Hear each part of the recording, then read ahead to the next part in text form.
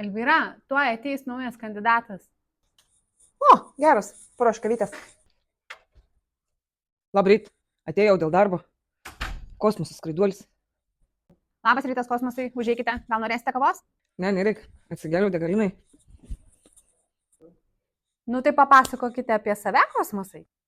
Nu tai ką, tai prieš 3 mėnesius baigiau kursus, 2 mėnesius Olandijai atariau, išėjau iš darbo dabar.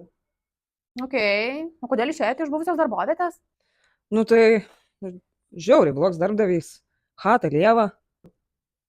O kas buvo su būstu negerai?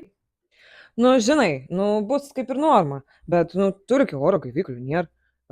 Indų kempinėlė kažkokia nudruošta, o šaldytuve kažkoks piens pasenęs paliktas.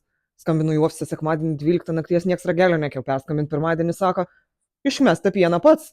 Kas aš jums, laik vergas? Aha, supratau. Tai išėjote dėl būsto. Nu ne, algos mažai dar buvo. Ok, gerai. O tai koks jūsų lūkestis atlyginimo? Nu tai 16-17 norėčiau gauti. Tikriausiai stipriai patobulėjote per šituos 2 ilgus darbo mėnesius. Gal galėčiau užduoti aš jums kelis profesinius klausimus? Davai. Gal galite pasakyti, kokią funkciją atlieka kuplingas? Nu tai kupliks, detalį tokia. Pastoliam statyti. Kažkaip klausims iš vis. Supratau. Tai gal galite išvardinti bent kelias, kurias žinote pastolių detalės? Standersas, kuplingas tas jūsų. Kopiečius dar ir, vamžiai visokie. Bybs dar ir. Kam iš vis tos detalės žinoti? Tai parodo pirštų, ką nešti neši.